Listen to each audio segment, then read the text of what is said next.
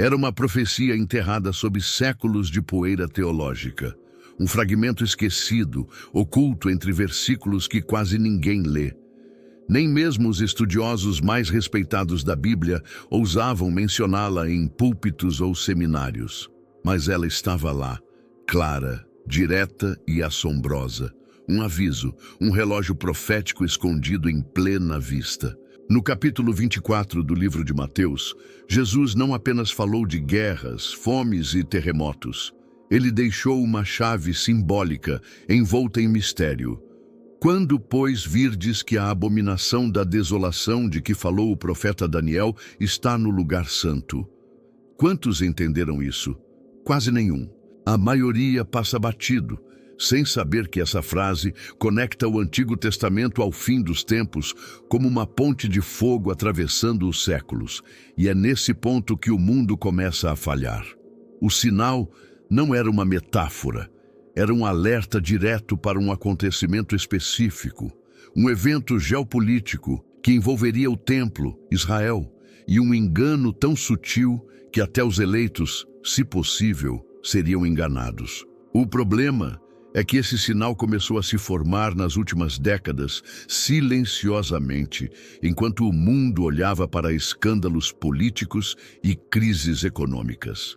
Um acordo assinado em 1993, uma proposta recente de reconstrução em Jerusalém e o surgimento de uma figura mundial com poder de unir religiões sob uma só bandeira.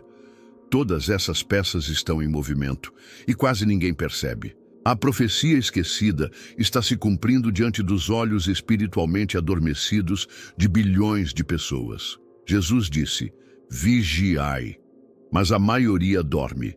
Essa é a dor. A abominação da desolação não é apenas um evento, é o ápice de um plano antigo, articulado desde o Éden, e agora acelerado em silêncio nos bastidores do mundo. A mídia não fala, as igrejas evitam, e o relógio do céu continua seu curso, tic-tac, tic-tac, esperando que alguém desperte. Você está pronto para enxergar o que sempre esteve diante dos seus olhos? O maior truque do inimigo nunca foi o pecado escancarado. Não. O pecado evidente é facilmente reconhecido por quem busca a Deus. O verdadeiro plano de Satanás sempre foi mais sutil, mais sedutor, mais semelhante à verdade. Um engano tão perfeito que pareceria justo, piedoso, até mesmo bíblico. E é justamente por isso que a maioria seria enganada. Desde o Éden, o adversário trabalha com distorções. Ele não nega Deus, ele o imita. Ele não destrói a religião, ele a transforma em ferramenta para seus próprios fins. E hoje, em pleno século XXI, o plano alcançou maturidade. O que antes era apenas um sussurro entre as sombras, agora é um coro nas praças, nos púlpitos, nas telas. A fé está sendo remodelada, não pela perseguição, mas pela aceitação.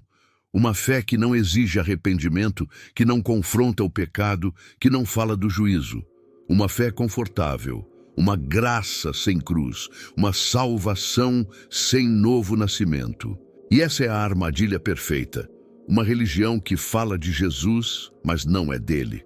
Um Cristo fabricado, moldado para os desejos humanos, que aprova tudo, que nunca julga, que apenas abraça, mesmo quando o abraço leva à perdição. E enquanto isso, o verdadeiro Cristo permanece do lado de fora, batendo à porta de corações trancados pela ilusão. A profecia é clara. A vinda do iníquo será segundo a eficácia de Satanás, com todo poder e sinais e prodígios de mentira. E muitos cairão, não por falta de Bíblia, mas por amarem mais o conforto que a verdade. Igrejas cheias, corações vazios, louvor sem santidade. Pregações sem arrependimento. A era do engano já não é uma previsão, é o agora. E apenas os que tiverem olhos espirituais treinados conseguirão ver que, no meio da multidão, aquele que se assenta como Deus no templo não é Deus. Em meio à obsessão moderna pela reconstrução do templo físico em Jerusalém, muitos ignoram a verdade mais profunda e urgente revelada pelas Escrituras. O templo mais importante, aquele que está sob maior ataque, não é feito de pedra, ouro ou madeira. É o coração humano. Não sabeis vós que sois o templo do Espírito Santo? Disse o apóstolo Paulo. E é exatamente nesse templo espiritual que ocorre a guerra mais feroz dos últimos tempos. Enquanto os olhos do mundo se voltam para o Oriente Médio, o inimigo silenciosamente ocupa o lugar santo dentro de milhões de almas, estabelecendo-se onde deveria reinar o Espírito de Deus. O trono do coração, que foi projetado para ser morada do Altíssimo, está sendo tomado por ídolos modernos. Fama, dinheiro, prazer, ego. Não há necessidade de estátuas de ouro. Hoje, o culto é ao eu. O altar virou tela. O sacrifício foi substituído pelo entretenimento, a oração pela autopromoção, o incenso pela aprovação dos homens. O templo espiritual está sendo profanado. O homem do pecado já se assenta no santuário, e muitos não percebem, porque a aparência continua religiosa, o discurso continua cristão, mas a presença se foi. E onde não há presença, há apenas fachada. Deus não habita em templos de fachada. Ele busca verdadeiros adoradores, que o adorem em espírito e em verdade. E esses são poucos. Eles não são aplaudidos, não são populares. Muitas vezes são ridicularizados. Mas são os últimos muros da fé verdadeira neste mundo em colapso espiritual. E quando este templo, o do coração, for completamente tomado pela apostasia, então sim, o fim estará às portas. Pois antes de qualquer sinal físico, o céu observa os sinais internos. E o maior termômetro do tempo profético está dentro de cada um de nós. O templo que importa é invisível aos olhos, mas está gritando por restauração. A história parece repetir-se, mas com roupagens mais sutis e tecnologias mais sedutoras. No princípio, os homens se uniram para edificar uma torre que alcançasse os céus, não para glorificar a Deus, mas para fazerem um nome para si mesmos. Hoje, essa torre está sendo reconstruída pixel por pixel, código por código. A nova Torre de Babel não é feita de tijolos, mas de dados. Seu alicerce é o orgulho, seu cimento é a idolatria do intelecto humano, sua arquitetura é digital. A internet, a inteligência artificial, os megaprojetos tecnológicos, tudo converge para um único objetivo: tornar o homem autossuficiente, desvinculado da necessidade de Deus. A linguagem única de hoje é o código binário. E assim como na antiguidade, o plano não é comunhão, é exaltação humana. Mas o mesmo Deus que confundiu línguas também observa as redes de conexão que tentam estabelecer uma nova religião. A fé na máquina, no algoritmo, na ciência como salvadora. Estamos diante de um novo Éden onde a serpente digital sussurra: sereis como deuses. Já não é preciso buscar sabedoria em oração, basta consultar um oráculo eletrônico. Já não é necessário arrependimento, há filtros. A dor é maquiada, o vazio é preenchido por dopamina digital. E enquanto isso, uma geração inteira ascende os degraus de uma torre invisível, achando que está progredindo, mas se afastando cada vez mais do Criador. Esta torre não cairá com pedras, cairá com almas. É uma queda interior em massa, uma apostasia silenciosa, disfarçada de evolução.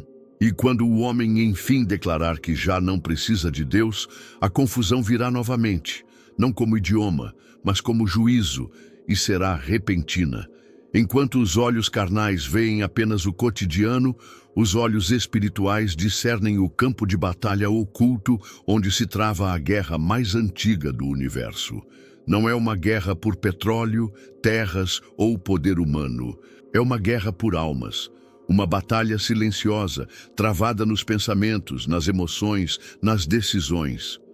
Anjos e demônios observam, interagem, influenciam. O que o mundo chama de acaso, o céu chama de estratégia. O que o mundo chama de depressão, o inferno celebra como conquista. Há lutas acontecendo enquanto dormimos, conflitos travados enquanto trabalhamos, estudamos ou navegamos na internet. E cada escolha, cada clique, cada pensamento é uma pequena semente plantada nesse campo espiritual. Deus nos deu armaduras, a fé, a verdade, a justiça, o evangelho da paz, o capacete da salvação e a espada do Espírito, mas poucos sabem usá-las. Estamos distraídos, encantados com luzes, séries, reels e notificações, enquanto o inimigo nos cerca com uma guerra de distração. Essa não é uma batalha com sangue e balas, mas com ideologias, vícios e heresias. A mente é o campo de guerra e o coração é o prêmio. E quando o soldado não sabe que está em guerra, ele já está derrotado. É por isso que o céu clama por vigias, homens e mulheres despertos, sensíveis à voz do Espírito, dispostos a interceder, a lutar, a se posicionar. A verdadeira resistência não se faz com protestos nas ruas, mas com joelhos dobrados e olhos abertos ao que está além do visível. A batalha invisível é real, mais real que tudo que tocamos. E a vitória é prometida, mas apenas aos que lutam conscientes de que estão em guerra. Ignorar isso é entregar-se ao inimigo de bandeja. Existe um momento na caminhada espiritual em que o silêncio de Deus grita mais alto do que qualquer trovão. São os dias em que clamamos e não ouvimos resposta, quando oramos com fervor e o céu parece de bronze. Esse silêncio, porém, não é ausência. É estratégia, é forja, é o tempo em que o general observa o soldado em campo, não porque o abandonou, mas porque está testando sua resistência, sua fé e sua fidelidade. Os maiores homens de Deus enfrentaram esse vazio aparente.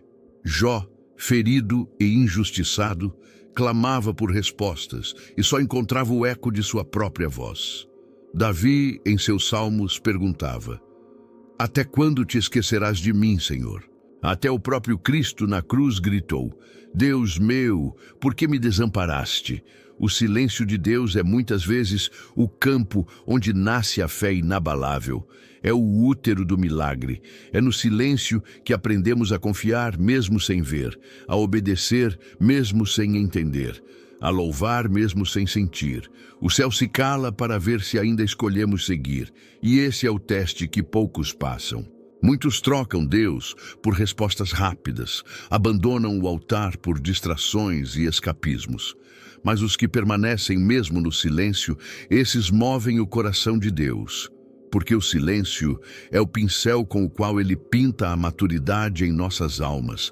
Não é castigo, é preparo, não é desprezo, é lapidação. Quem suporta o silêncio está pronto para ouvir o trovão da revelação. E quando o céu se cala, ele está preparando um novo som, o som da vitória que virá com peso, glória e fogo. Por isso, se hoje Deus está em silêncio, é porque Ele está confiando em você. Se há algo que o inimigo tem aperfeiçoado com o passar dos séculos, é o engano. E entre todos os disfarces que Satanás já usou, nenhum é mais perigoso do que aquele que se parece com a verdade. O diabo sabe que para derrubar os escolhidos não basta oferecer o mal de forma óbvia. Ele precisa revesti-lo com aparência de luz. A Escritura é clara ao dizer que o próprio Satanás se disfarça como anjo de luz. Isso significa que, em muitos momentos, aquilo que parece divino pode ser, na verdade, a armadilha mais mortal do inferno. E o engano mais sutil não é o pecado grotesco, mas a distorção refinada. É quando a verdade é levemente torcida, quando a palavra de Deus é usada fora de contexto, quando a voz que fala parece santa, mas conduz ao orgulho, ao ego e à independência espiritual. Muitos hoje seguem vozes proféticas que jamais passaram pela cruz. Buscam experiências e revelações, mas ignoram a obediência e a santidade. Aceitam doutrinas que massageiam o ego e oferecem atalhos sem perceber que estão se afastando da simplicidade de Cristo. O engano mais sutil veste a roupagem da fé, mas alimenta o orgulho. Promete poder, mas rouba a cruz. Anuncia bênçãos, mas esconde a renúncia. Ele seduz com promessas, mas escraviza com ilusões. É por isso que a Bíblia nos alerta para provar os espíritos, examinar tudo e reter o que é bom. A geração atual, carente de discernimento, corre o risco de cair em massa em armadilhas espirituais que parecem mover o céu, mas nascem do inferno. Discernir não é julgar pela aparência, mas ver com os olhos do espírito. O engano sutil não entra pela porta da lógica, mas pelo portão das emoções. Ele encanta, toca, move, mas não transforma. Ele exalta dons, mas esconde o caráter. Ele oferece atalhos, mas nunca a cruz. Só há uma forma de não ser enganado: intimidade com a verdade. E a verdade não é um conceito, é uma pessoa. Cristo é o filtro de toda revelação.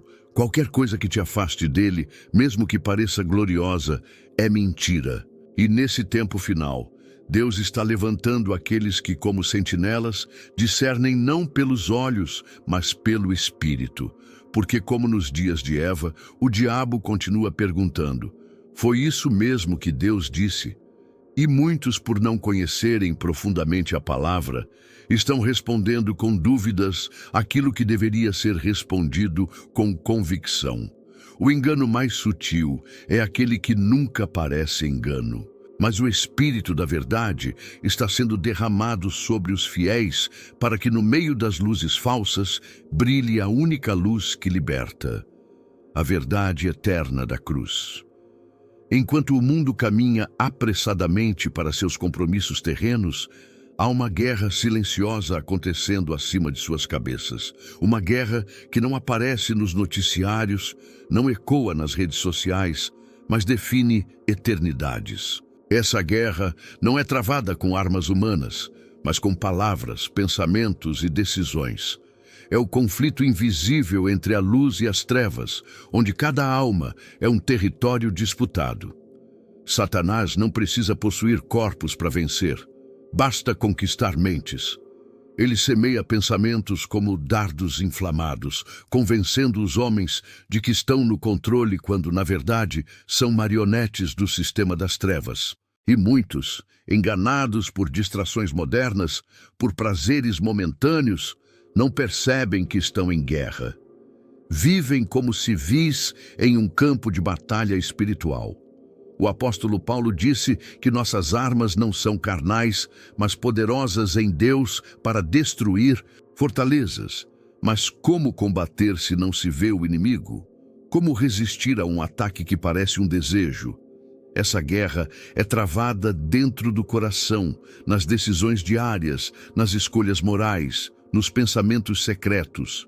O diabo ataca a identidade, confunde a fé, distorce o chamado.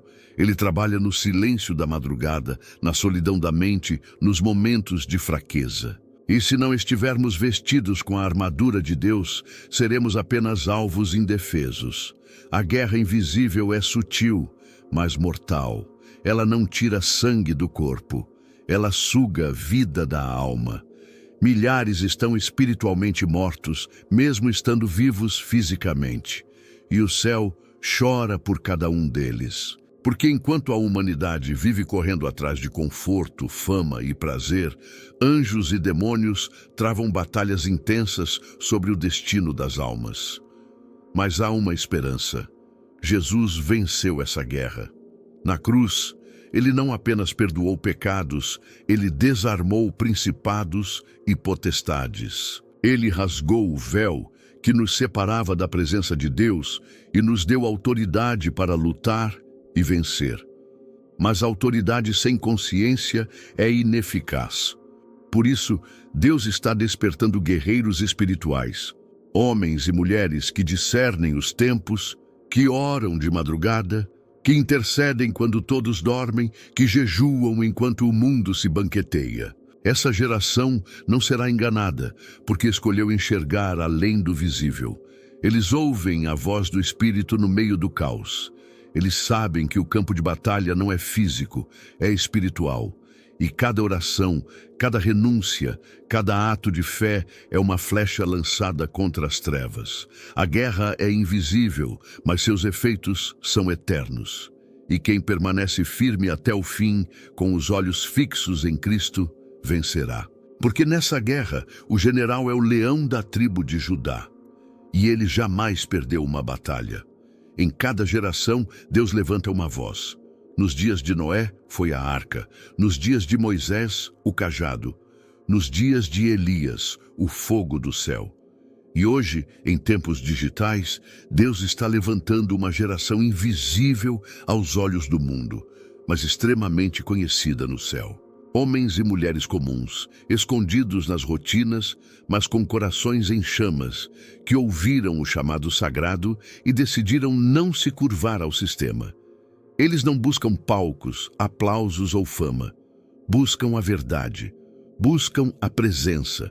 São aqueles que jejuam em segredo, que choram pelos perdidos, que levantam as mãos no escuro e dizem: eis-me aqui, envia-me a mim. O mundo os chama de radicais, o céu os chama de escolhidos. Eles sentem o peso dos céus em suas costas, sabem que a hora é urgente, que as profecias estão se cumprindo como peças de um quebra-cabeça divino.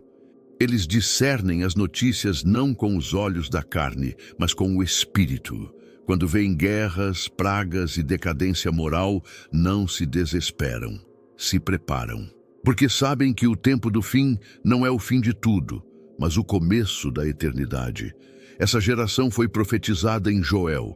Jovens que terão visões, anciãos que sonharão, servos e servas que profetizarão. Uma geração marcada não por uma religião, mas por uma fome insaciável da glória de Deus. Eles desafiam a cultura, confrontam o pecado com amor e pregam não para agradar ou entreter, mas para libertar. E apesar das perseguições, zombarias e cancelamentos, eles não retrocedem, porque ouviram a voz do Mestre e sabem que não foram chamados para conforto, mas para confronto. São os sentinelas dos muros espirituais, os arautos da última hora. Eles não vivem pelo que veem, mas pelo que creem. E enquanto o mundo dorme, eles vigiam. Enquanto outros negociam princípios, eles mantêm a verdade. Esses são os escolhidos do fim, aqueles que o inferno teme e que o céu aguarda para vestir de glória. São as tochas vivas que ainda brilham na escuridão desta era. E por meio deles, a mensagem do reino será pregada a todas as nações, e então virá o fim. O silêncio será quebrado. O céu, outrora encoberto por nuvens e guerras, finalmente se abrirá. E quando esse momento chegar, nenhum olho ficará fechado, nenhum coração permanecerá indiferente. A terra estremecerá, não com medo, mas com reverência. Pois naquele instante o Filho do Homem virá nas nuvens, com poder e grande glória, não mais como servo humilhado, mas como Rei dos Reis, Senhor dos Senhores, com os exércitos celestiais à sua retaguarda. Cada joelho se dobrará, cada língua confessará. Os céus serão preenchidos por um som que os séculos esperaram, o toque da última trombeta. E então os mortos em Cristo ressuscitarão primeiro. Multidões que dormiam sob a terra se levantarão em corpos glorificados, com rostos radiantes e olhos cheios de eternidade. Os túmulos se abrirão não com dor, mas com vitória. Cada filho pródigo que voltou, cada mártir que não negou seu Senhor, cada anônimo que amou em segredo, todos serão chamados pelo nome, com a voz inconfundível do Cordeiro. O encontro acontecerá nos ares. Os que ainda estiverem vivos, transformados num piscar de olhos, se unirão aos redimidos para o maior encontro da história. A reunião entre Criador e criatura, entre pai e filhos, entre noiva e noivo. Céu inteiro celebrará. As lágrimas serão enxugadas, as dores esquecidas e as feridas curadas. Não haverá mais hospitais, prisões, orfanatos ou guerras. O trono de Deus será visível e da sua boca sairá apenas paz. Nesse dia, a justiça triunfará. Não a justiça dos homens, limitada e corruptível, mas a justiça do Deus eterno. Aqueles que zombaram se calarão. Aqueles que creram serão honrados, e os que sofreram em silêncio serão exaltados diante de todos. Será o fim da noite e o início do eterno amanhecer. E quando tudo parecer consumado, uma voz ecoará pelos céus recriados, dizendo: Eis que faço novas todas as coisas. E essas palavras não serão poesia, mas realidade. A nova Jerusalém descerá, adornada como uma noiva, e Deus habitará com os homens. Não haverá mais separação, medo ou escuridão, apenas luz, apenas glória, apenas eternidade. Essa é a promessa, essa é a esperança, e esse é o destino final de todos que escolheram crer, porque no fim, a cruz não foi derrota, foi a ponte, e o sangue não foi fim, foi início. O que começou no Éden terminará no trono. O que foi perdido será restaurado. E o que parecia esquecido será glorificado. Porque Deus nunca esqueceu. Ele sempre planejou esse reencontro. E esse dia está mais próximo do que jamais imaginamos. Se essa jornada tocou seu coração, saiba que isso é apenas o começo. Existem segredos celestiais que ainda não foram revelados, verdades esquecidas que dormem nas páginas das Escrituras, esperando alguém como você para despertá-las. Aqui nos Segredos do Céu, cada vídeo é uma viagem profunda ao desconhecido divino, uma reconstrução das narrativas sagradas com olhos espirituais e alma aberta. Então não deixe para depois. Inscreva-se agora, ative o sino das notificações e junte-se a nós nessa missão de redescobrir os mistérios de Deus com reverência, emoção e verdade. Porque aqui o céu fala e quem ouve nunca mais é o mesmo.